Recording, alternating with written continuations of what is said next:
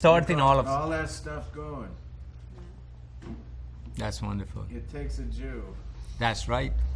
So we want to, we're going to start in a second, but we just want to get the history a little bit of the club and how you became involved with it and what attracted you to this crazy lifestyle. Okay. Have you seen this No. this agenda? No. No, just go ahead, go on. Yeah, But whatever yeah. it is, we tell them what it is. Yeah. Yeah. You don't have to see it. The man's prepared. Okay, are we ready? Yep. Okay, we're rolling. Great. Whenever. You asked the first. Fia cautious. You asked the first one.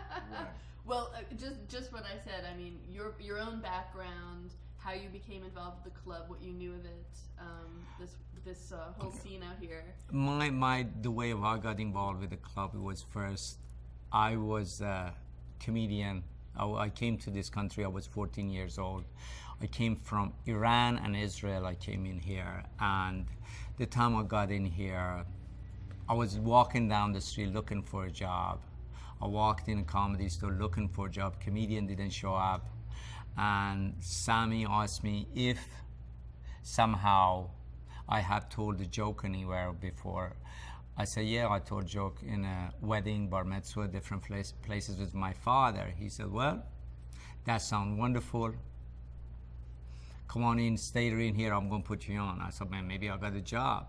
So about 10 minutes later, his comedian doesn't show up. He said, ladies and gentlemen. He looked at him, waved me over. Ladies and gentlemen, this guy is coming from Middle East. He's one of the funniest guy, this. And here he is. And of course, I went on the stage and he didn't remember my name. He said, just come up, come on, I know what's your name. They're all going to be surprised of your name. What's your name again? And he asked me a couple of times, what's your name? And I couldn't understand what he was saying. He was saying on the mic and he waved me over. I went on the stage.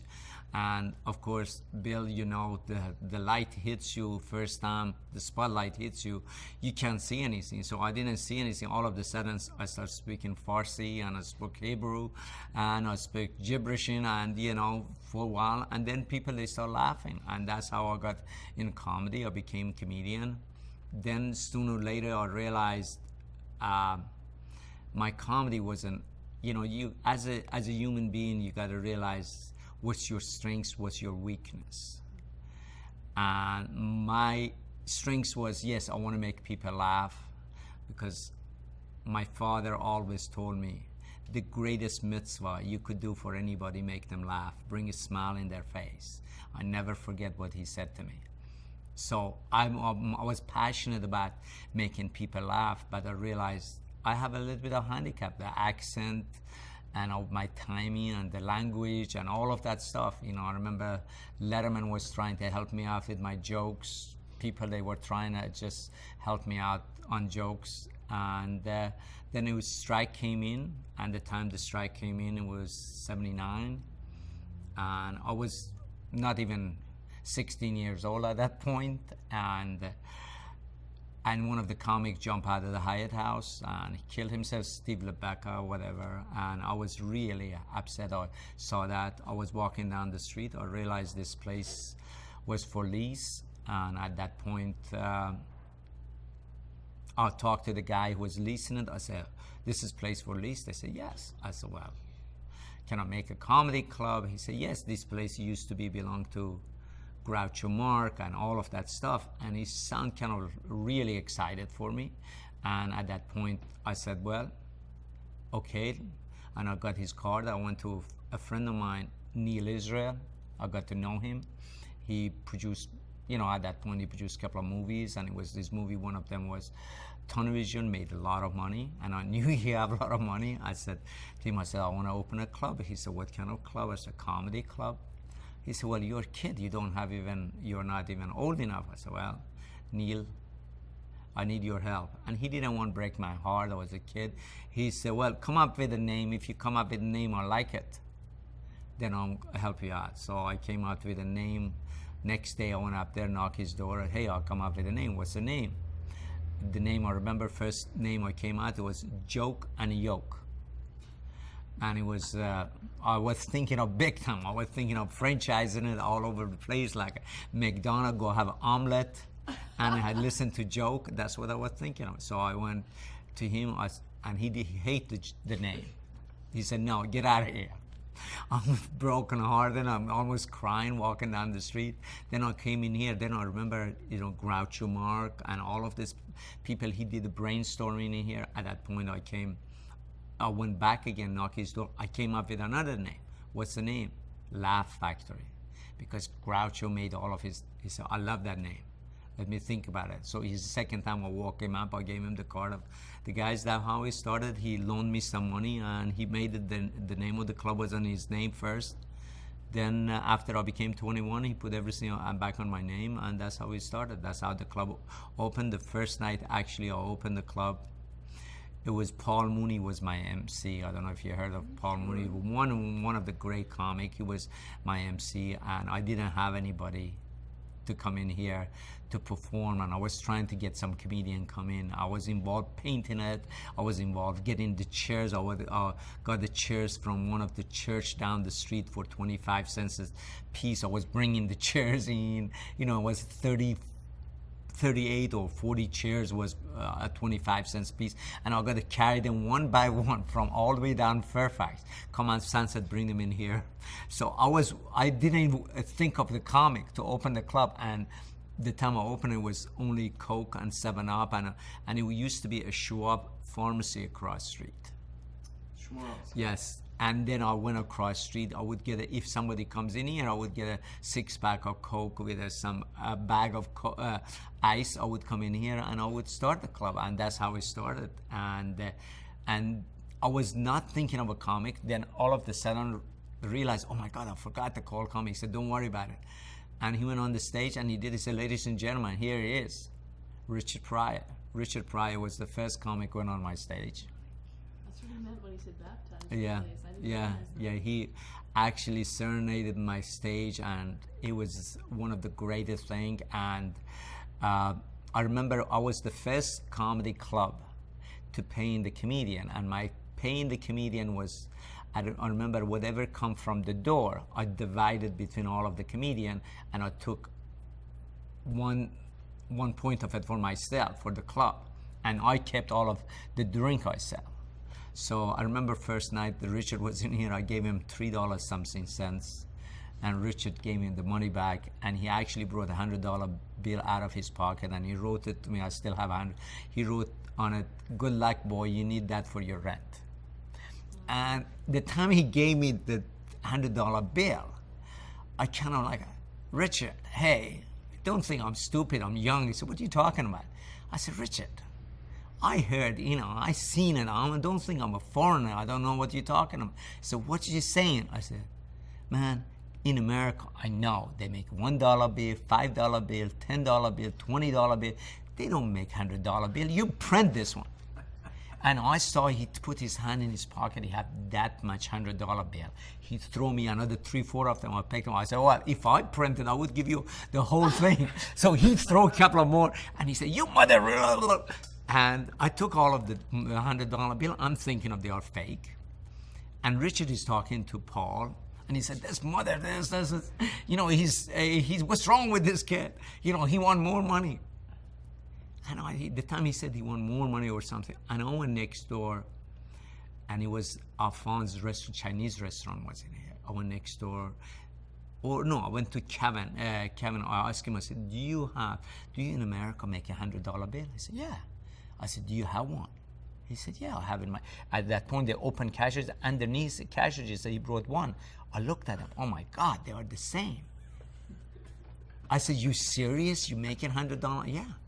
I ran back to Richard, and I remember, I said, Richard, I'm sorry, I didn't know they make $100. Here's all of this money. There's a lot of money you gave me. Here's your money. And Richard at that point felt sorry for me. He said Hollywood would eat you alive. And he took me under the wing, and he's kind of like tried to help me. And that's how I owe a lot of the success of the club to Richard Pryor, because Richard Pryor was there. It was like once in a while, it was like a guardians to me. And, sometimes, I was behind my rent. He said, okay, how many months behind? Oh, Richard, I'm behind rent, for example, 3 months. Okay, I'll be there 3 nights, put my name on the marquee. So he would come in and he would help me out, and it was that's how the club started. That's how the club born, and that's I started paying a comedian.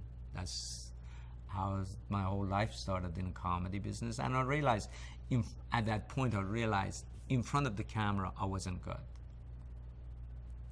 I saw it, because I heard one time I was down the street in the store, they were talking about they want to put a comedian up, and a bunch of agents, they came to see him. And they were looking around, they said, who would be the worst comic to put in front of me, make me look good? And I saw everybody start looking at me. And then I realized, wait a minute, that's a signal from God. I gotta go behind it. So I was very satisfied to get in behind the whole scene and not be in front of the camera.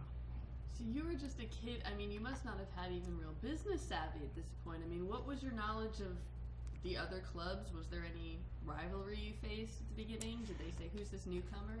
A rivalry, no, to a point of no, because the other clubs, the owners, anytime they saw me, they didn't even acknowledge me like I was nobody. I remember one time I was in some gathering together, and a bunch of club owner was up there, and I thought, I'm a club owner, I'm going to say hello to everybody. And I realized, when I put my hand out, I said, I'm Jamie, I own the Laugh Factory. Like, they said hello to every comedian, everybody, like I was nobody. They didn't even shake my hand. They didn't do any. I just slowly, I realized, put in my tail between my middle of my legs and walk away. And I just went, I said, oh God, this is a big macha.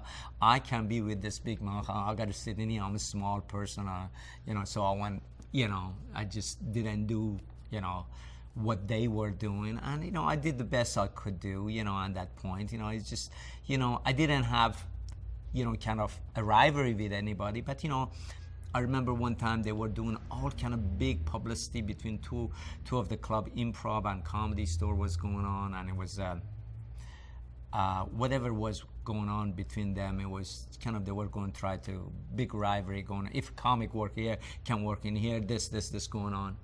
And I remember I was sitting home, I said, what can I come up with to make this club work? So I was the first club, it was 1992 or 93 was the first club. They have all kind of press and advertisement. I have no money for nothing. So I came up with this thing.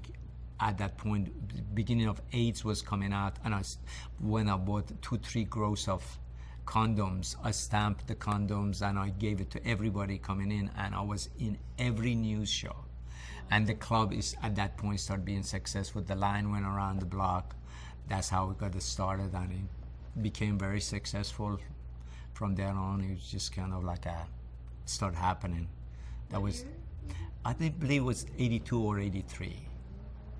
And it was always here in this location? Yeah, it was a half of this room.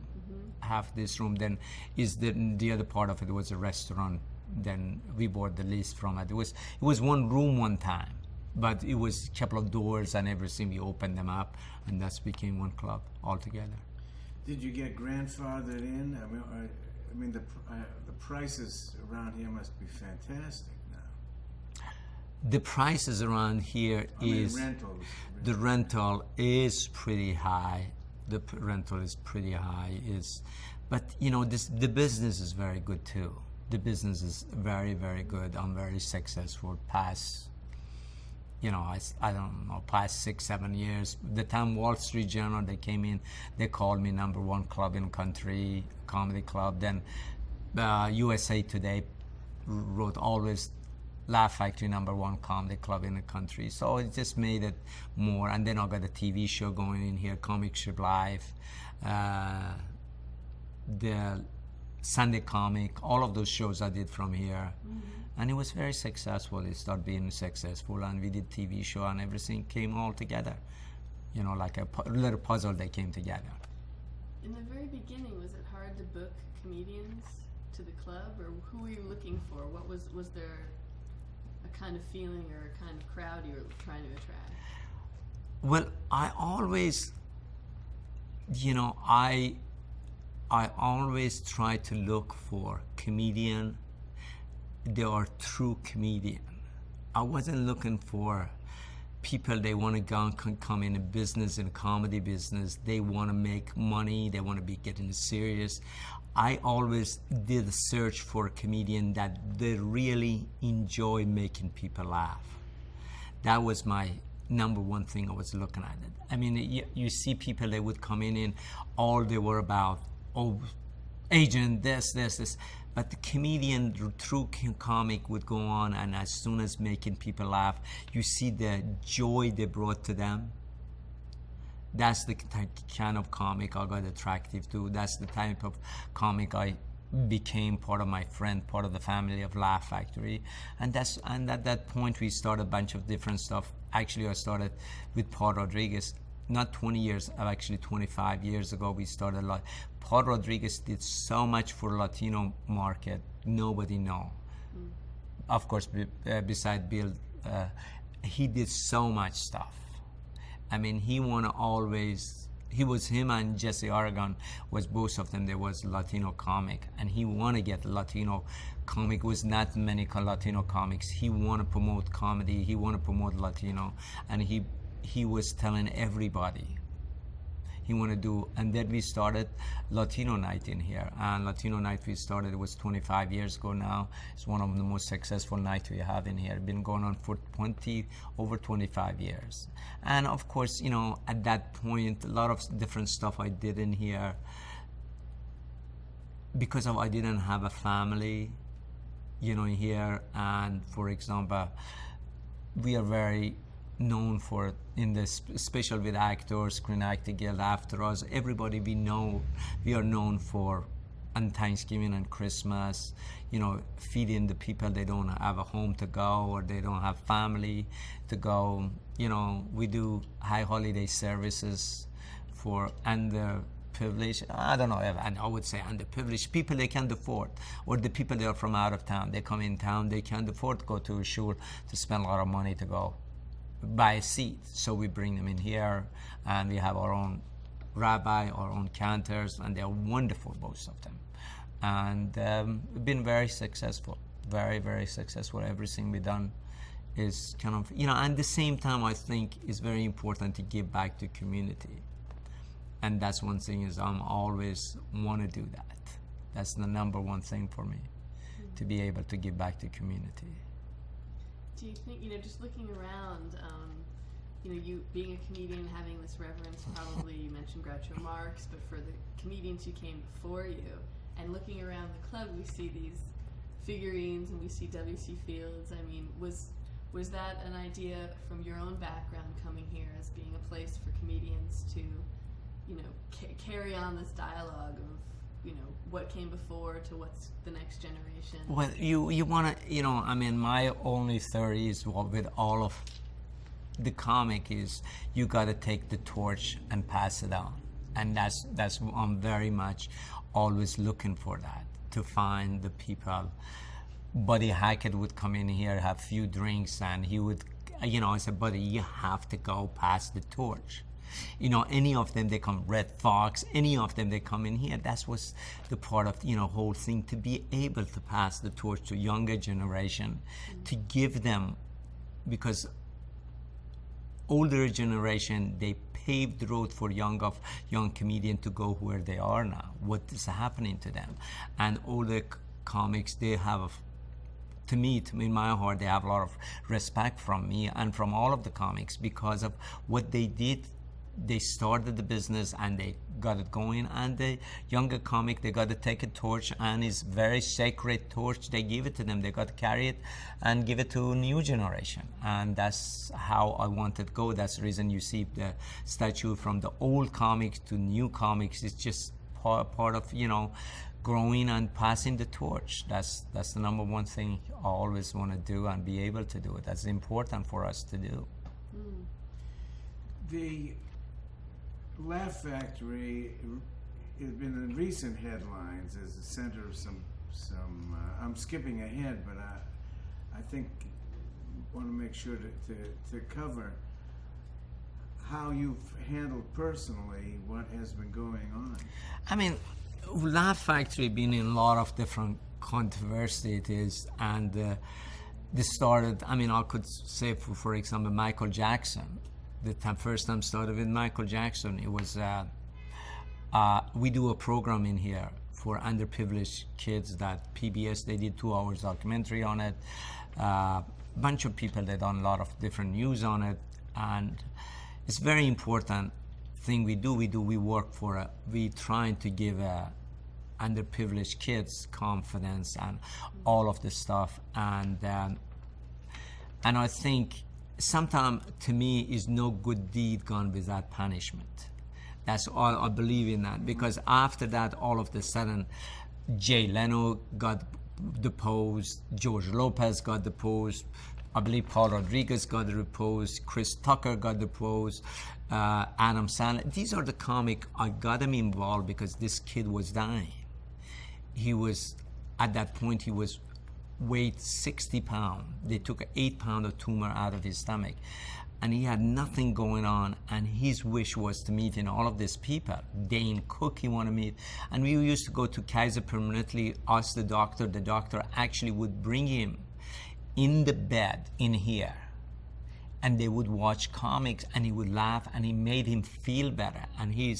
And I believe in laughter is healing. I believe his laughter is the best medicine. I worked with Norman Cousin the time he came in Los Angeles. I have tapes of him, and kids, they were bunch of kids from UCLA, from what they call it, Sinai. They would come in here, and they were all didn't have hair. And I remember one time I was standing outside, and people, they were a Sudan car went by. They thought these are all member of a gang, and they would stop. What member of gang are you guys from?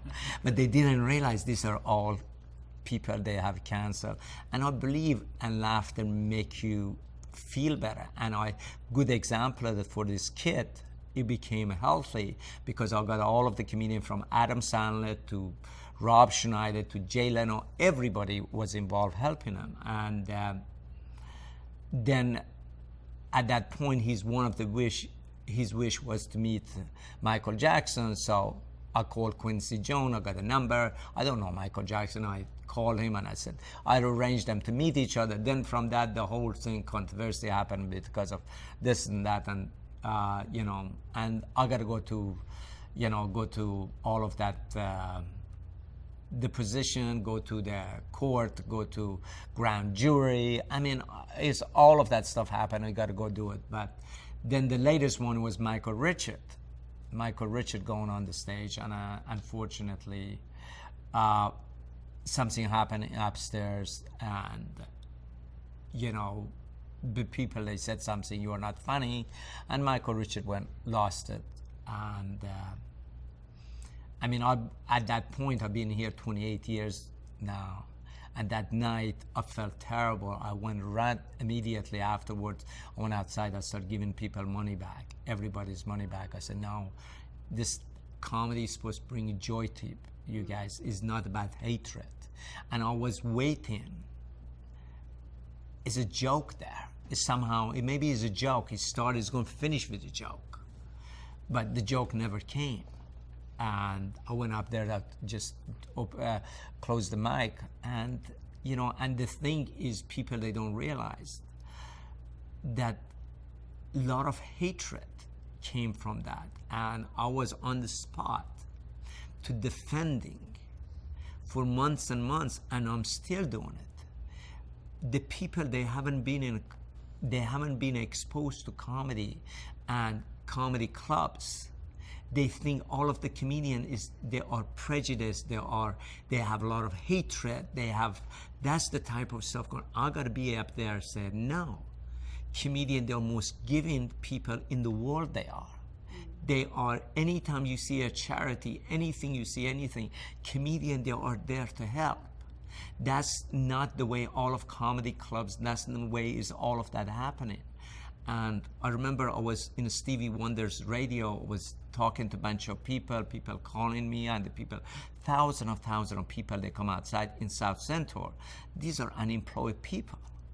And they come in, and they heard the whole thing, and they were going to go to Screen Acting Guild and AFTRA trying to take Screen Actor Guild card away from Michael Richard and taking everything away from Michael Richard. And they were going to march there. And I realized to myself, I said, my God, is right now the flame is start going bigger than what I thought. And I have to do something. And at that point, I came up with idea. I said, well, guys, wait a minute. Laugh Factory going to ask all of the comedians refrain from using N-word on the stage. If they use the N-word, I'm going to fine them. And I'm all advocate of First Amendment. I love First Amendment in this country. I actually went ACLU freedom of press. You see in a showcase up there, you see the award that I got from ACLU. And I didn't want to restrain the comics. But then I realized what I'm doing is not that bad, because even sport people, they go in the stadium. If they become rude to their fans, they fine them $10,000, $20,000. That's a reality. I said, well, as American, I could fine people. I can't tell them, restrain their what they're saying, because comedians, they don't want to be restrained what they say. But I have to do something to calm. I mean, I thought if these people start marching and the riot going in Los Angeles, people get hurt, never know where it goes. So nobody knows about that side of it. They're all seeing, Jamie Masada of Laugh Factory, he said the comedian, they can't use the N-word. And some of the people, they said, I abandon the N-word. Everybody's saying different thing. But behind all of that, it was a reason for it. The reason was, how do you calm these people down? How do you make these people, a lot of them, they are hurt. How do you make them a little bit feel that some justice is because of what they're doing, some justice is coming to this world. Because especially in South Central, the police, they don't go up there. There are a bunch of unemployed. We as Americans, we forget about in our backyard. There are a lot of people, they don't have anything going for them. So it's very important for us. At that point, I did that. And still to today, I've seen people that come to the club in here. They start screaming Seinfeld and, N-word. I see in New York City, I have a club in 42nd and 8th Avenue on the Times Square. I'm standing up there outside of the club, 6, 7 kids, they coming in. They have like a skinhead, they have tattoo all over. They put in their hand up like a Heil Hitler, and they start saying, N-word for 2 minutes, and they walk away. What do you do? At that point, you have no choice. And I think we don't realize the comedian, because of some of them, they become such an icon to younger people. And be able to, these kids, they could learn from you, do stuff because of you advocated on the television, or you did it, or you said it. And they said, that's a right for us to do it too, And that's the reason I went on the news. They asked me, they said, what do you think? I told Michael Richard he cannot come in here no more. I said the only way he would come in here again, if he goes, for every word he used, give $500,000 to some kind of charity that help the kids, the underprivileged kids, whatever charity he wants, to help them, to educate them, to send them through school. Then I know he is really sorry. I mean, Hollywood is very fast to forget about people. Mel Gibson go on this television and say all of this horrible stuff at his father, and the next thing you know, Hollywood, he got a big publicist to defend him, and his movie come out and he become #1. Mel Gibson, if you're really sorry, you're talking to a couple of rabbi is not going to help me. If you're really sorry, why don't you take 200-300 million of them? Give it to some of the Holocaust survivors. Give some money to the Museum of Tolerance. Help people learning. And people, Hollywood, okay, we get a good publicist, he's going to go overcome everything. And that's not what I'm about. That's not something drive me. I want to, we are in this world for very short time. We have to help each other to make life easy. And the reason I got in comedy, it wasn't because of financial or anything. I mean, financial rewards is coming itself. But it was because of my father said, making people is the greatest mitzvah. That's how it came. And that's your answer your question, Bill. That's the controversy I got into. And you know, you're still trying to make it work. You're still trying to make it work. You still have every day. I mean, the other day, 2 days, Gloria Albrecht, you have a whole thing and mocking the whole thing. It's just like the Hollywood make a joke out of it. They make it a bad stage show out of this whole thing. It's not. It's about hurting human being. We are not there to make hurting people. We are in here to, you know, bring smile, special comedy. Comedians, they are most gifted and most smartest people in the world to me. And they are not about to go up there to hurt people. And once in a while, the guy like that come in. I mean, Sam Kinison, we used to come on the stage, you would go crazy on the stage. But he never went to a point of really be hatred. You know, and that's the difference. Dice would come in, go do stuff. You know, Richard Pryor, I learned Richard Pryor was in here. And he went upstairs with Paul Mooney, his writer. They were going on the Tonight Show. And they were saying they're going to go on Tonight Show with Johnny Carson. How many times they're going to use the N-word? And I was upset. I said, Richard, you can't go use the N-word. And they were trying to explain it to me. The reason they're using the N-word on Tonight Show, and they use it on the stage because the N-word, you have so much poison in it and so much pain in it. They're trying to ease it. They take the poison away from it. And then I understood it. And Richard Pryor went to Africa. He came back. I'll never forget it. He sat down and he hugged me and he was crying. He said, Jamie, I'm not going to use the N-word anymore. I said, why? He says, so much pain. Nobody in my lifetime we could ever take all of the pain. I went to Africa. I realized how much pain behind that word it is. I would never, ever be able to take that pain and poison out of that. And that was real. You know, and I believed him. I believed what he says. There are other defamatory phrases that are used. Is there an awareness? Yid, kike, whatever. Does that happen up there? It's happened to a point of, you know, you realize if a person doing any of that is in a joking way and is a comedian, again, they have fun with it and have a joke with it, that's to a point, to me, don't hurt people is okay. But the time Michael Richard, the time he used it with a lot of pain, lot of hatred. And that's what that's what the Laugh Factory doesn't promote. We don't promote, if somebody goes up there, use kite or anything, use it as a hatred, I would never stand for it. And that's very important to me, it is. Because comedy is supposed to bring people together. Comedy is supposed to bring laughter. Comedy is supposed to help people. You know, healing people, not bring a hatred. That's one thing I'm all against. And people, they know, most of the comedians, the most wonderful people, they understand it. I had Damon Wayne one time went up there and he used the N-word so many times.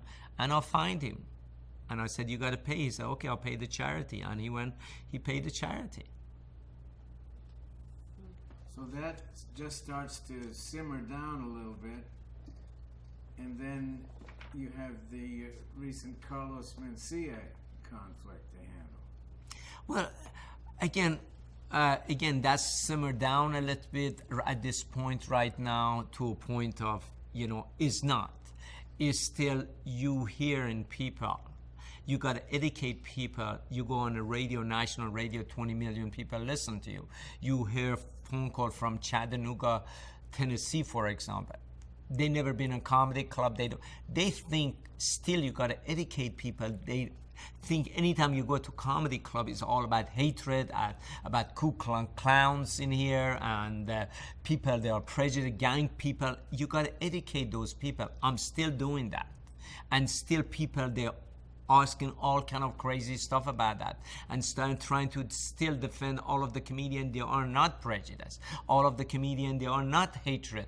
All of the comedians, they are great people. All they want to make you bring smile to your face. That's all they want to do. They don't want anything else. Some of them, they do it for nothing, just to bring smile on their face. And then you got this whole thing about, about Carlos Mencia and Joe Rogan going on, and then you're trying to get involved. I was in a corner in a radio show with Opie and Anthony. That I was on a radio show that they brought. Joe Rogan was on, for example, on the radio, and he's bringing all kind of accusation about this person, accusation about this person. But I think most of it is about jealousy. A lot of them is about jealousy. Of course, some truth in it, some of them, but most of them is about jealousy. I mean, I never, for example, I always trying to be, realize if somebody goes up there, they do something, some material. Like Bob Marley goes on the stage, he talks about his father being in backyard, and he had a short on, and he was gardening, and one of bees,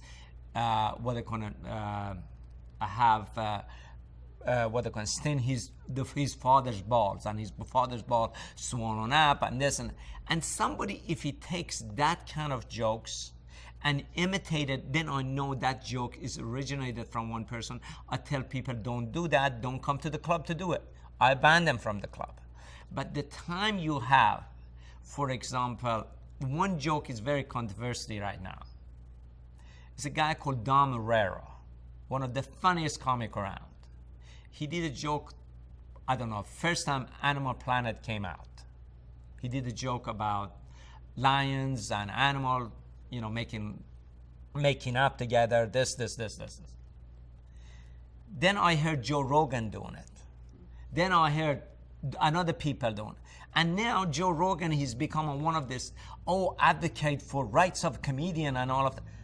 Joe, if you are for that, where's the Animal Planet joke came from? I know where it came from. I don't want to make a big scene out of it.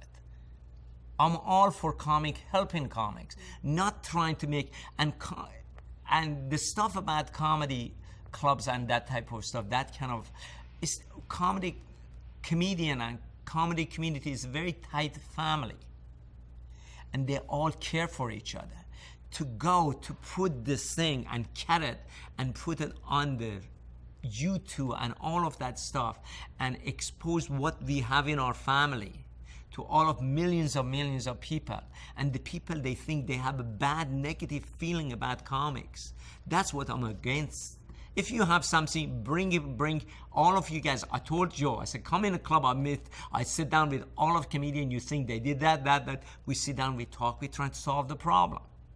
But to go to try into this type of stuff, to me, he have his own gender. If it was my gender in the radio, I could have said, hey, your joke about Taggers, where he came originally from, Dom Herrera. I didn't say that. I didn't want to expose it in Opie and Anthony, millions of people listening. See, we are an happy family. We're trying to do. It's not, if a fight happen in a family, we have to sit down with mom and dad and sister and brother, sit down and talk about it, solve the problem. Instead of going, let the whole country know about our problem, that's not going to solve the problem. They're going to have a bad feeling about the family of what we are as a comedy community family, what we are about. That's what I'm upset about. Milton Berle's name he bragged about the thief of bad gags. That was his reputation. Mm-hmm. And he did that. I produced his last show. Uh-huh. He sat there in the audience and did it. So it almost became like it was okay, but it never, ever was okay to the comedian from whom the joke was stolen. I don't, between me and you, I mean, Milton Berle, of course, he made a gag out of it, and he did the whole thing because of what he was doing. But one thing we forget, for example, if a president dated is all of the white things still going around the country. And you could come up with a joke about May Company, you have white cell, this, you could come up. And a guy in New York City, he could talk, Macy's doing this white cell. And it's called parallel thinking. That's a different thing. You know, two part of the country, two part of different country, they could build two different helicopters. That doesn't mean one person stole one from another ideas. Because of the ideas being flying, everybody want to do it. But if somebody goes in and take a joke that you know is a signature joke, is that it could not happen to many people. It's only happened to Bob Marley's father. And take that joke and reinvent it and try to do it, then I know this is not right. I've seen people come in here in open mic try to do Bob Marley jokes. I say, you're not coming here no more because of you stealing that material is coming from so-and-so. Go write a new materials, come back in a year from now, 2 years from now. I do that because I want to teach them, don't steal. But, you know, again, how do you know where is parallel thinking it is? How do you know? The old timers, they used to have a joke, and that joke was, one particular joke was, and that joke was so much distinguished. And it was said on Tonight Show, Letterman Show, all of those shows. And then one person would repeat it. You knew that joke is from someone. And Milton Berle, for joke, he got, hey, I used so-and-so joke. And he would give him credit. And I think some of the stuff one time happened. Los Angeles Times, Paul Branfield was doing an article about Robin Williams. And they said Robin Williams has took material by mistake. And he called me. He said, well, his manager, Charles Jaffe, said he did that, so-and-so. I said, Robin is not a thief. Robin is not a thief. Robin is addictive. If he did that, is addictive to laughter. The time he's up there, he so desperately want to laugh. He doesn't realize, oh, this joke is where he's coming from. He knows something funny in his head. He just blob it out. And now you could say, well, this Jonathan Winter did the character the same thing, or so-and-so did the same. I don't think Robin does it purposely. Robin does it because he's addictive to that laughter, that comedian, you got to look at another part of them. They are very insecure the time they are on the stage. That insecurity, the love they need, sometimes is like a person need a drug on the street. Doesn't care less of who he took the money from a baby who need milk or so-and-so. He need to get the drug. And that's what it is. Some of, unfortunately, some of the people has done that, and I realize that's not really, they are not thieves. Robin has used somebody's material that after he done a Tonight Show and he came in, he wrote them check. I heard he give them check. I use your material, here's $500,000, whatever he give them. And that's, because he doesn't realize that's what's happened. And this is a little bit, you got to realize where it goes was, it's a very, very controversy type of stuff it is. That you got to be, they use me a lot of time, they use me as a kind of like a judge to figure out which, what. And they show me tapes and everything. And 99% of it, the subject, two of them they talking about, I sit down in here, watch both tapes with two different parties. I said, that subject is so known. Everybody is going to talk about it. Now, the war in Iraq, everybody's talking about it. And going up there saying, oh, wait a minute. War in Iraq, I'm the only person I can talk about, nobody else can talk about it. It's just insane. I had a comedian one time in here. His name was Chance Langton. He's from Boston. He came in here. He does a material about that his kid was on the football a football team and was playing, and one of the guy come to him and he says to him, hey, your son is pretty good football player. And he said to the man, he said, shut up, that's not my son, that's my daughter. So that was his joke.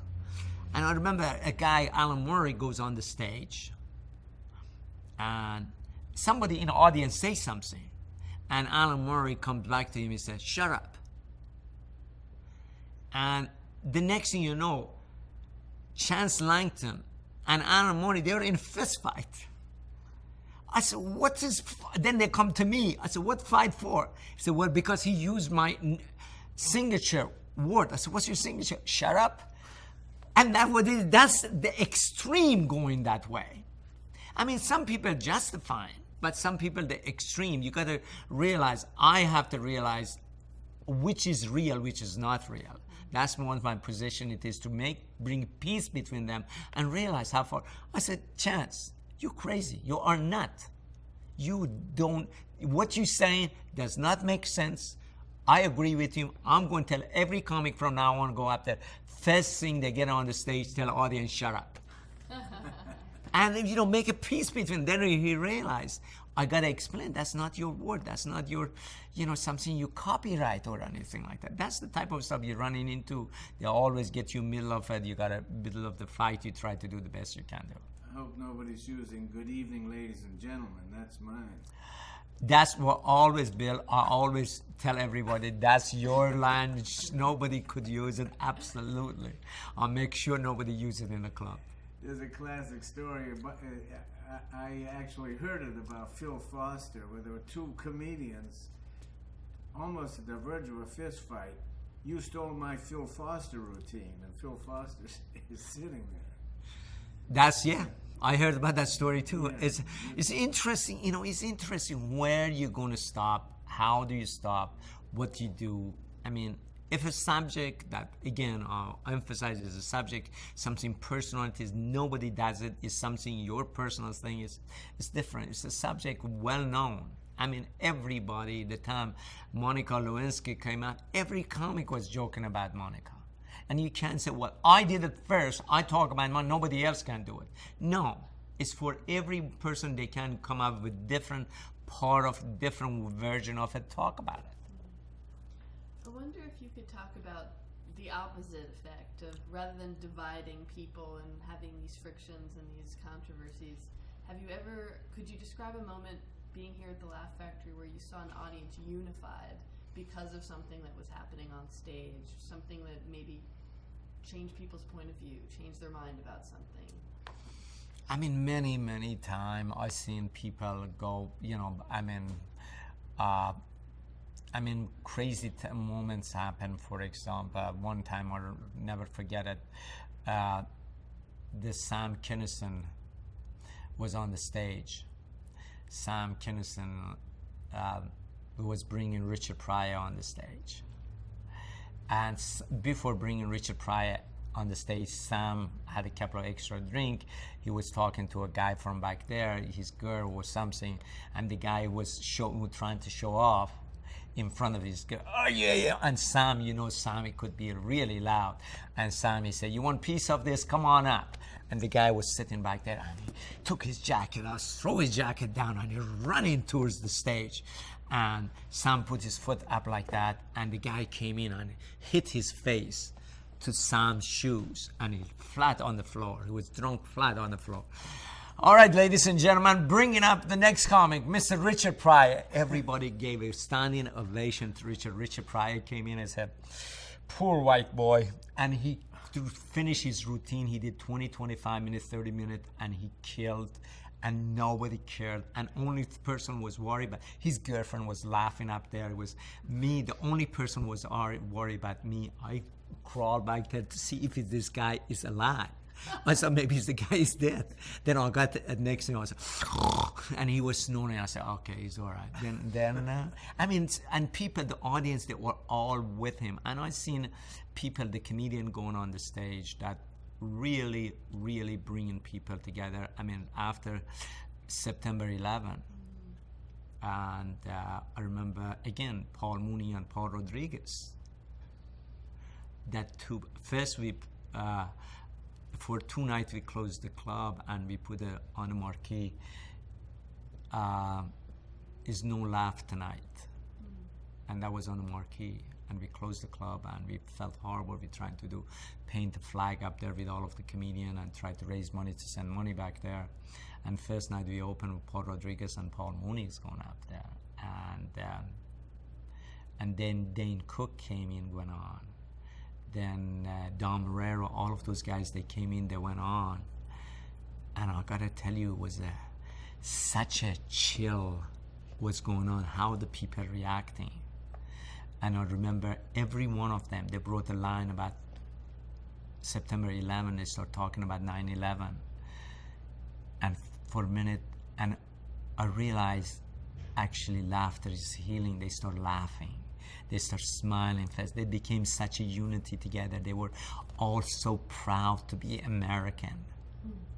They all was so united together and with a comedian. And each comic went up there. I mean, I stood by there, I cried. Every comic went up there, got off the stage. The audience, they all shook their hand and they gave them a hug. And they, and that was, to me, was a moment that how laughter heals everything. And to me, it was one of the most unusual thing I ever seen in my life. Then another thing I saw, the night Richard Pryor passed away. I remember Damon Wayne, Jamie Foxx, Chris Rock, Eddie Murphy, bunch of them went on the stage and they said, we want to send Richard Pryor back to and I'll put on a marquee, God may bless Richard and make God laugh now. And that was on a marquee. And because Richard was too close to me and I was kind of like a really point of, I wasn't in mood. I was in a mood of crying. And they went up there and I remember Damon or one of them, I was standing up there, they said, let's send Richard with a great laugh to God. And all of the audience, they got up, they were applauding and laughing almost an hour, and everybody was tear coming out. It was most amazing thing I ever seen. Amazing thing I seen. I seen another stuff like Rodney Dangerfield. Rodney Dangerfield, he goes, first time he goes to he have a brain surgery.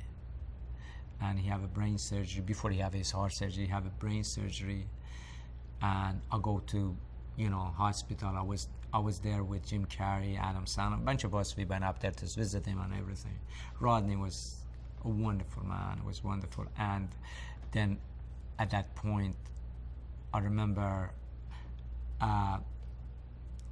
4 days after he was in a hospital, 4 days he was in a hospital, the 5th day they sent him home.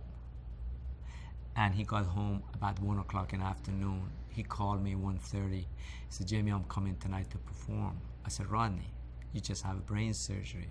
You can't go. 4 days ago you have brain. He said, no, I'll be there.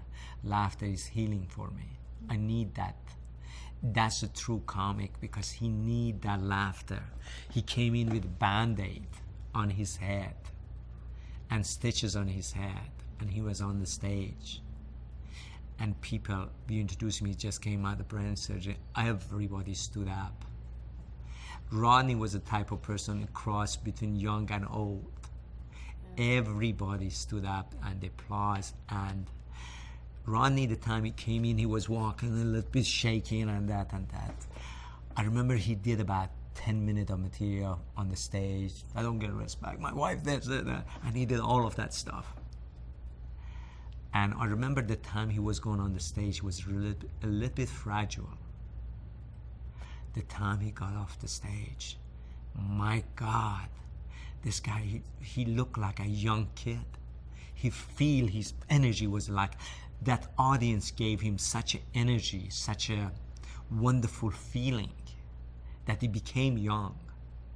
The pain, the fragile, everything was gone away.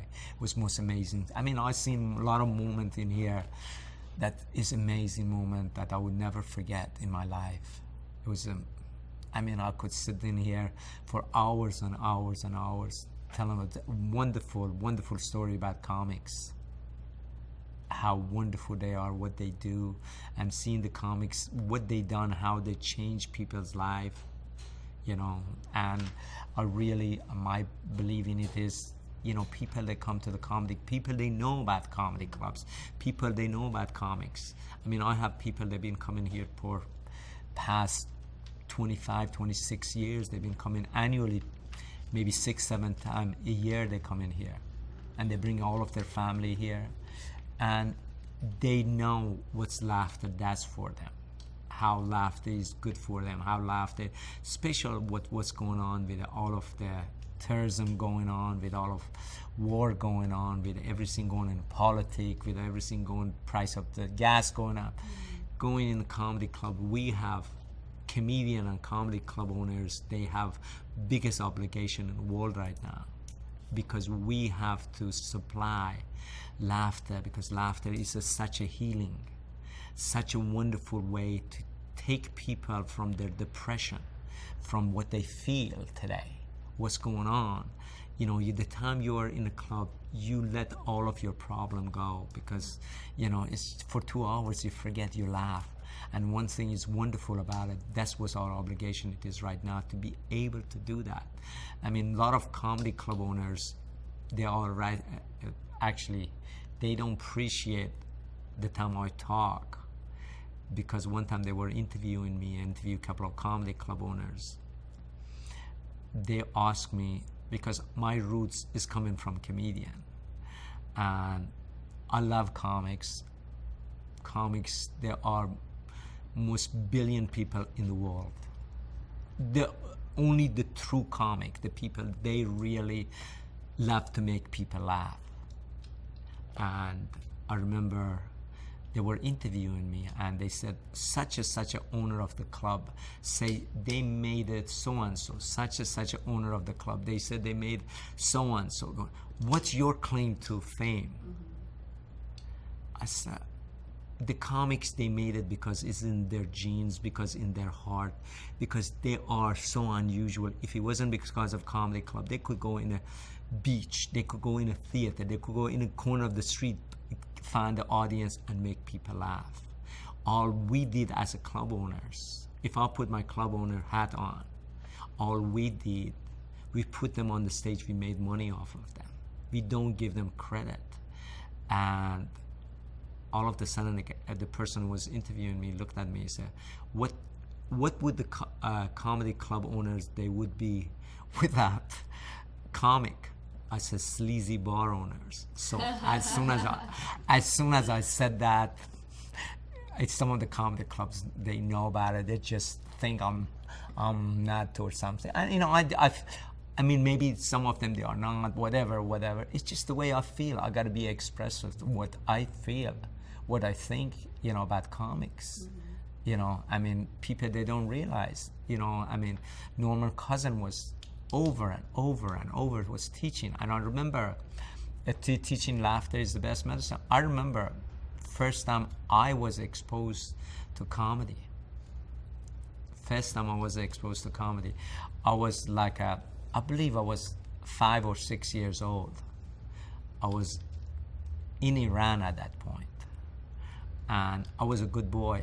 My father was, Sunday night was, he said, you are a good boy, I'm going to take you, show you some movies, some television, movie. I never heard of television, so okay. He take me and we go 5-6 miles. We get to this, I never forget it. We go to this television repair shop. It was a little television, black and white TV was in the window. And they were showing Three Stooges. And I never forget, we couldn't hear the voices, but my father made up the stories about it and all of that. I was laughing, and there was no seat, and my father hold me on his knees, put his knees like that, and he was make me laugh. I never forget that moment. You know, and then every few months I would beg him, can we go to a movie? And he would take me. I mean, I saw a lot of movies in those black and white movie, you know, TV. And my father made all of the stories, all of the comedy about it. My father made me laugh more than anything in the world. And I got all of those movies. Sometimes I go home, I'm depressed, I put the TV off, the sound off, just watching it. Watching what beautiful story he made up. What was it all about? It's just, you know, for me, that's the first time I was exposed to comedian and comedy. That's always, you know, I remember one time, not long ago, before Bob Hope died, passed away, he came to the club, and he came in the club. It was a guy called Jimmy Brogan from Tonight Show. He was a head writer on Tonight Show. He was on, and Bob Hope, he came with his guy was a guardians with him. And every comic, they were getting upset because his person was trying to, every minute, he was trying, and Bob said, what did he say? And people, and he was trying to explain the joke because he couldn't hear it very well. You know, and he would forget some of the joke, whatever it was. And he was trying to explain what the joke was to him. And all of the comedians, oh, we can't act. I said, come on, he's a legend, I love the man. Come on, guys. And I remember, again, this story comes together. It was Bob Marley went on the stage. I said, Bob, you gotta go enjoy yourself. Bob Marley is from Maine, and he got on the stage, and he took my cell phone, and he started dialing his mother, and he put his mother, Ma, guess what? I'm with Mr. Bob Hope. He's in here watching me. I'm doing my routine. And was most funniest thing you ever heard. His mother, the other side, oh my God, I don't have my makeup on. I don't have my nice clothes on. I don't, oh, wait a minute, let me go put my makeup on, let me comb my hair. I mean, we hear what his mother was saying was most funniest thing. And Bob, what did he say? A moment I have in here is most priceless moment I have. It's a Quinella, yeah. Yeah. No, that is amazing. That is amazing. I mean, the stuff in here I had with all of the comics, with young comic and old comic, I'll never forget. It's interesting that we never met because I also worked with Norman Cousins and Lawrence Peter, you know, the Peter pencil. We wrote the Laughter Prescription. I'll get you. It's out of print now. I'll get you. I love to see. It was about the healing power of laughter and play and the positive attitude. And it was at that time, I always forget her name, the heiress, the widow of the guy that started McDonald's. Yeah. Gave him like $1 million so that they at UCLA they could make they call it the hard wiring between attitude and healing, and they came up with the answer. I mean, I really one of the biggest believer in my heart. The laughter is such a healing and such a powerful way of heal your body, your mind, everything. For example, I give you example. I do this program in here for underprivileged kids called Comedy Camp. We've been doing it 26 years, whatever. And I remember one year, in this country, the government, because they have so much money, the only thing they think, the only way can solve the problem, throw money at it. United States government, they mean throw money at it. But I do the Comedy Camp, I don't take no charity, no donation from anything. It's an expensive thing, I do it from my heart. And I done more for the kids than anybody, I think. The other people, the program, they spend millions of dollars. I got some of the most well-known comics around the country. They come in here from Richard Pryor was coming here for 14 years. From Richard Pryor to Adam Sandler to Rodney to you name them, they've all been here. They come in here for 2-3 hours. They give them a little bit of emphasizing on, give them a little bit of power of confidence, say how great you are, how wonderful. And if they hear from their what you call idol, somebody tell you you're great, you're wonderful, that's going in your mind. It gives you confidence to build you up. And I'll tell you after the story, I'll tell you how I discovered this program. And I had a kid that was in here that came from city group, was living in the foster home, did not speak anything. He was always quiet. And government, they always send him to psychiatrists, give him a lot of pills and everything. And I remember all the time he was in here. Finally, Chris Tucker was in here. Chris Tucker is a wonderful comic, a great comic. Chris Tucker was in here. Chris Tucker was his idol. He said, hey, and he was on the stage. He said, you're funny, you're great, you're funny. And the kid smiled. For first time, smiled. Then I remember next time, if I'm not mistaken, Paul Mooney was in here. And he said, oh man, dude, you're this. And Paul Rodriguez came in here. Paul Rodriguez, this kid, is really, doesn't speak, a couple of times smile. Now Paul Rodriguez said, oh man, you're the funniest mother, this. And Paul Rodriguez go back and forth. And the kid all of a sudden said, oh really? First time after 4 years spoke. Power of laughter. And then we sit down, we talked and everything. Then I'll find out what causing this kid to be like that. He have a lot of scars. Make a long story, his father was on a crack. Anytime was on a crack, he would take a little knife or something, cut the kid. And the neighbor, they told the government, they took him, they put him in foster home. The mother goes in front of the judge, asks the judge, please release my kid. If you release him, I do anything, don't break my family. This is the story I heard. So the mother, they take the judge said, okay, take the kid home. If there's anything happen, I'm going to never forgive you and I'll put you both in the jail. So, okay, they take home. 2 weeks later, make long story short, 2 weeks later, father again getting smoking the crack, whatever. And at that point, he start taking knife, trying to go after the kid. And the mother said, hey, if you do carry him again, if judge, we got to go next week, see judge, if judge see one scar on this kid's face or anything, he's going to put us away. He grabbed the mother, cut the mother's head in front of him. The kid from then on never spoke. And what the government did, they put him on medicine.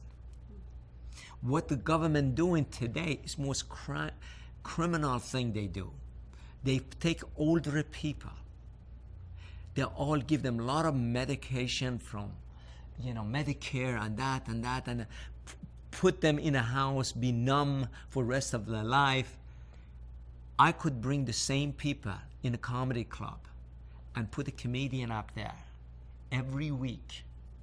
I'm working with a guy called Dr. Neil Shulman. He does exactly the people we bring in, the older people we bring in here, we get them or take them anywhere we take them. They get more benefit to go see one comedy show a week than all of the pills they take. And people, they don't realize it. People, they don't realize what we have, what comedian they get, how much was their services, most,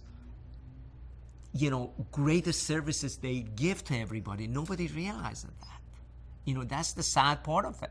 People, they don't realize what comedian they do to community, what's going on. I remember first time I got in a comedy camp. I was in South Central. I saw the kid was hunchback and he had a hand in front of his face and this and that.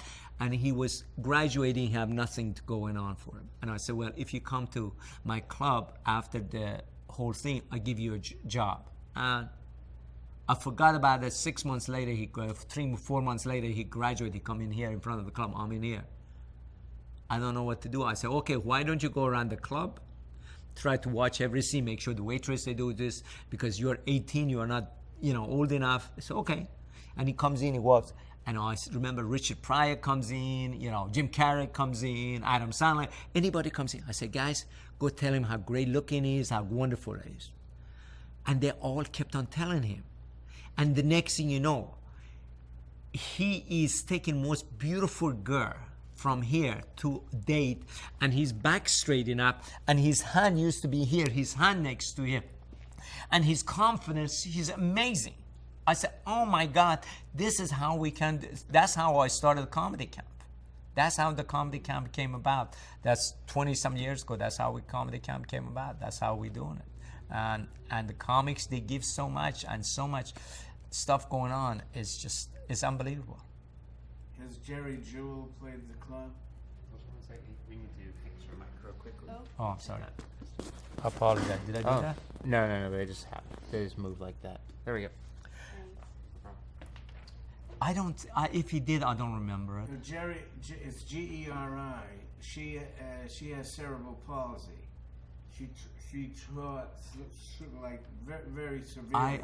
She's a stand-up. I think, because I do a lot of shows with handicapped people, and we do actually program for PBS with the handicapped people. She might have been here. I don't recall her. She's doing Deadwood now. Yeah, you should. I'm sure if I see her, very funny. I'm sure if I see her, I know who she is. I'll get you a copy of her life story. Oh, I love to see that. I'm sure if I see it all of a sudden, I say, oh my God, that person. It looks familiar because there's so many wonderful comics. I can't remember his name. He was a comedy writer who also had cerebral palsy. I did do a very good job. He wrote for Carson. But he was even worse. But you'd get past that real quickly because they were funny. Mm-hmm. Well, I mean, the wonderful thing about comedy is always such a way of healing and such a way of wonderful way to give you energy. I mean, the good example of it was Rodney Dangerfield. Rodney Dangerfield coming in the club so fragile. After operation, the day coming out of the hospital and walking out, hey, buddy, hey! I mean, his energy was all of a sudden different. And that's, to me, is the most wonderful way. It's nothing, it's like it in the world. As a businessman, tell us a little bit about how you've observed the relationship between the agent and the manager and your family here. I mean, I managed some of comedian myself. I tried to manage them, especially the kids from comedy camp. Some of them I tried to manage them, and at the time I managed them, I tried not to take any money from them, nothing. It's just not even expense anything. I just manage them because I want to help them. I make enough money, I don't need to take money from them. But some of the stuff I absorb about agent and manager to be not named is most ugliest thing I ever seen. Most ugliest thing I seen. Agent, his ego, because of comedian was on the stage, was making, and whatever happened, and coming in all of the sudden, drop the comic. I don't want. You're fired. I don't want to work with you. Oh God! It just is agent. They have such ego. I seen some of the managers. There are some of the most horrifying stuff that comedian they went on, and they were nervous on the stage. For example, they're supposed to do joke or material or something they asked them to do, and the comic forgot to do it, whatever. Oh, I'm not working with you no more. Okay, you're fine. I don't want to work with you. It's just like I seen nightmare, and the same time I seen for example, the people they taught me a lot of stuff. It was several manager. There was right now Eric Gold. I think he's a wonderful manager that he cares for his client. He really cares for them. I mean, I saw Charles Jaffe and Jack Rowland. The time they taught me how to be manager, They used to manage Woody Allen, David Letterman, Robin Williams, Billy Crystal, all of them. You know, some of the managers, they're wonderful, and some of the managers, I would say they're horrible. I mean, I've seen both sides of them. I've seen managers that come up that they have more ego because comedian, they did not listen to them to tell them or whatever. Comedian, it could be unfortunately on the stage, it could be nerve take over because they're trying to do the best. I mean, I remember one time I told the manager's out of business. I'm glad he's out of business. I told him, don't ever put his foot in the club no more. A comedian, not named the comedian, went on the stage and before he goes on the stage, do this, do that. And the comedian went on the stage and he got nervous. He just went to a routine he used to do. And he got off of the stage. And I remember manager was sitting here and he got up in front of everybody in the studio people, everybody here. Hey, you're the most untalented person I know. You're not going to work with me no more. Goodbye. And his ego, and he walked out of the club. And I ran after him. I said, wait, maybe you fire the guy, the comic. You're not welcome. Ever come to this club. And I don't want you ever come to this club because it broke my heart. I mean, you see that. And at the same time, you see agent and manager, they do care. They trying to do the best they can do. You see both of them. I see nightmare. I see people, they have ego. The people, there's some of them, they are frustrated comedian or frustrated actors. They couldn't make it. And they think they are better on comics. And they do a lot of more unkosher and I don't want to even mention it. It's just do stuff that I give me chill.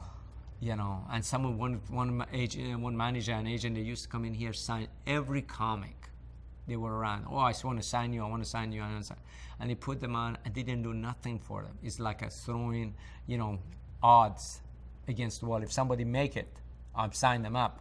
I can make some money off of them. And that's at the same time you got to look at it another point of view. Some of the, for example, acts, comedian, they got in business because of to get a show, to make money. It wasn't about making people laugh. They got a series, they got a TV show. As soon as they got that, I seen them to say, you fire, to their agent or manager. And I've seen both of them. And those two people, it's something about them. Those comedians, most of the true comedian, they're wonderful people. The comedian, their most heart is to making people laugh.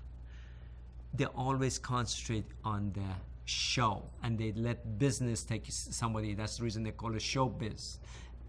They're going to become a show, and the manager or agent become business. And they work together, and everything worked out wonderful. But some of them, you see, they come in at the club. I noticed them. I, picked them up miles away. These people, they come in here, they have some writer to write for them. They want to get a sitcom. They realize if they become a comedian, they get an exposure. And they go, they don't care less about if it's older person in the audience, they want to, it's just, I call them phony comics, and those people, they were around too. I can't stand them. What about the changing face of comedy? I mean, how has it changed since you've been running the Laugh Factory in terms of the subject matter or the delivery? I mean, where has it been and where's it going? Well, the comedy been going through a circle. It was first it started. It was, it was the time I got involved with it. It was a lot of intelligent comedy was going on, smart comedy going on. Then afterwards, for a while, it became shock value. If you go on the stage, say something shocking. If you use the N word, if you use the F word, too many times people laugh. And now that's become a passé. Now again, it's going back to become a smart comedy, clean comedy, and that type of stuff is happening again. Yes. What about, there was a difference between my generation and today. We called an act, it had a beginning, a middle, and an end. You opened, you did the body, and then you always had to close. Most stand-ups, they do their stuff, at the end of 6 minutes or whatever it is, they get a big laugh, and they say, "You've been great," and they leave the stage.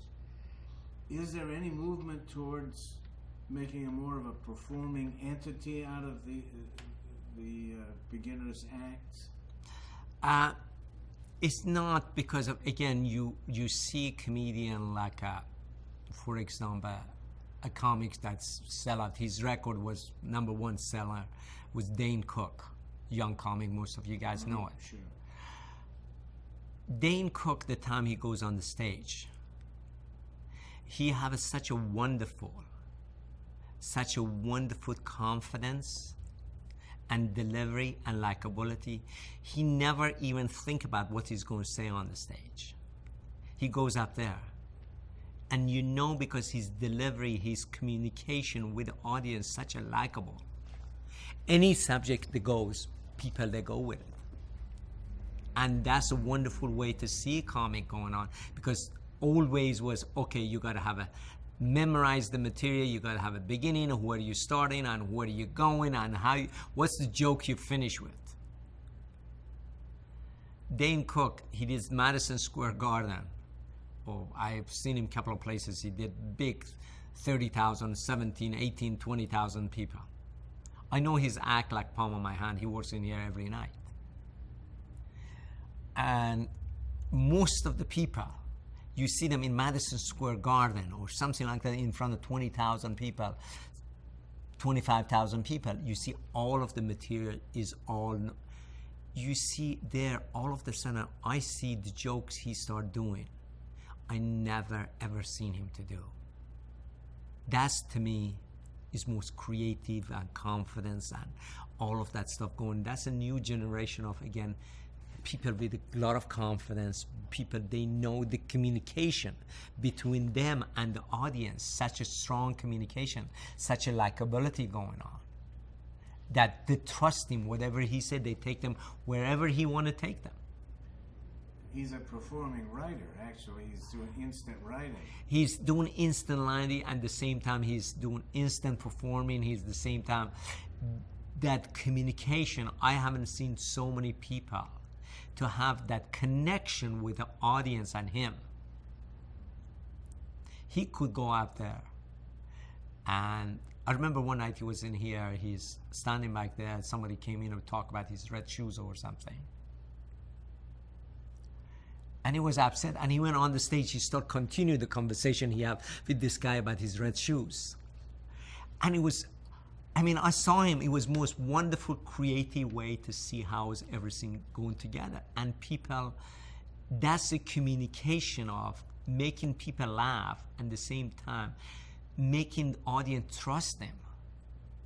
And he have the audience palm of his hand, he take them anywhere he wants. Any subject he wants, people, they could throw stuff at him on the audience, and he could go that direction without having any knowledge of it. And that's wonderful. That's a new generation. I see a lot of stuff like that. It's unbelievable. That's a genius. There's not. I don't think there's a generation of those people. No, I think it's all to do with what you guys did. Is, again, the gene of comic, the gene of all of that, keep perfectioning. I wonder in next generation, after we all gone, what would be people going on the stage just looking at people, don't communicate, people laughing? I don't know. You can't, that's amazing to see what's going on. Do stand-up tragedy if it keeps up like it's going. I don't think it's ever going to be stand-up comedy. I think is always the laughter and music they are both such an international language and such a wonderful make you feel good. If you go listen to music for an hour, you just go and get involved in the music, you fly away with the music. And the same thing with the comedy. Well, it's wonderful to share this with you because what Jenny and I are seeing is a mentor. You're much more than a guy that happens to own a club. You're a mentor, a teacher. I don't know. I wouldn't say I'm a teacher, but I'm an observer, and I have an open mic, for example, with a lot of amateur comics that come in here every Tuesday night, and I give them advice afterwards, and I give them a 2 cents of what I think right. And the thing I always tell them is that my advice to them: if you want to be a comedian, be passionate about it. If any business you want to do, like what you do. If you do it, everything, the success, everything come together for it. But if you're going in a business, like, no disregard for post office people. I go to a post office today, I come in here, I was in a post office, I was standing in line for an hour and a half. These people, they are there, they are not supposed to be there. They don't care. They are there to get a paycheck. If you ask them one question that is out of the stamp, you could give them $1,000, they wouldn't pay. They wouldn't give you an answer because they just don't. They are not passionate about what they do. But comedian, I'm always, one day the time I opened the club, Neil Israel came in here. Neil Israel went in my cash box. I had a little shoe box. I used it as cash box the time I started. And because as I told you, I didn't have no budget on board, and Neil looked at it. It was about $60 or $70 was in my cash box. Jamie, you called, you're successful. What's going on? I said, Neil, stay around, see what's happened. And I used to bring a lot of older people from House of Shalom in Fairfax, bring them in here. And I said, Neil, look at this couple. I said, yeah, I'll look at it. I said, look at him. The man walked 10 feet in front of the woman, and he's looking miserably walking, and the woman, she's nice, she's walking behind him. They went to sit down next to each other. And I remember both of them, never forget that, both of them, they have a ginger ale. They didn't even talk to each other. Give me ginger ale. They didn't even look at her. And she, I take one too, and she got another one. So I gave them both a little ginger ale. And they sat down. I remember a couple of comedians that went on. I remember Tom Dreesen went on. A few comics went on. And they laughed. They really enjoyed it. They giggled, started giggling. And Neil was sitting up there.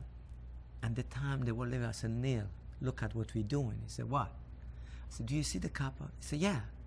I said, what's you see different? I don't know. I said, look at them. They're holding each other's hand. They're smiling. They're walking away. With a little smile, they're communicating with each other. Comedy and success is not about money. If you do something you enjoy. For me, was most enjoyable thing was for a minute to see these people, what they were walking out. That was most reward I could get. But Neil, for him, success was, do you have $1,000 in your cash? He says, that's success for people. They value the success different way. But I believe if you get in any kind of business and you enjoy, you love what you do, the reward comes itself. The financial reward, everything comes itself. But if you go in the business, just for reward, just for the money, you're not going to be successful. You're going to be successful, maybe making money. You're never going to be happy.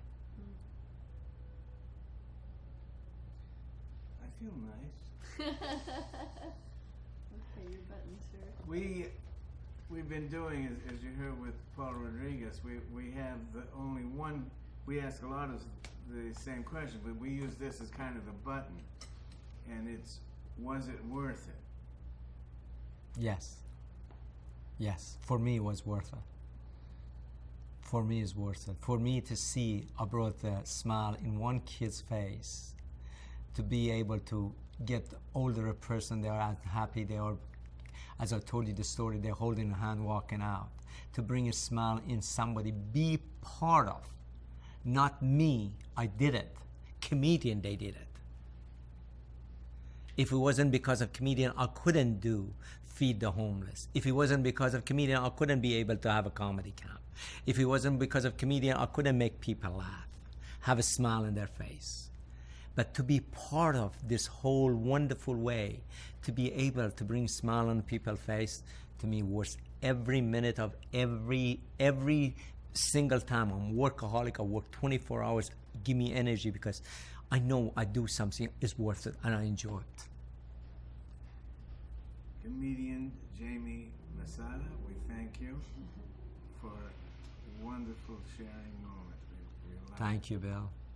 We appreciate it, and you keep doing good, wonderful job, and make people laugh. You know, guys like you. If it's okay, are you free tonight? Yeah, you want to come back to the show? Yeah, I love it. I mean, it's Latino. Absolutely, absolutely. Jose Jimenez should be up there. You should go up. Yeah, Okay. I'd be happy to. All right, Wow. all right. Yeah. Yeah, bring a camera. I'm sitting here and I'm saying I got to get back in this business. What the hell? I'm only 82. Believe me, guys like you don't realize what you do, what wonderful way you guys do what you do every day. You got to realize, moment of you bring a smile to anybody's face. That's the greatest mitzvah you could do for anybody. It is a great that's feeling. Right, absolutely. We just did a show with Robert Klein, Pat Cooper, and myself in West Palm Beach. Mm-hmm.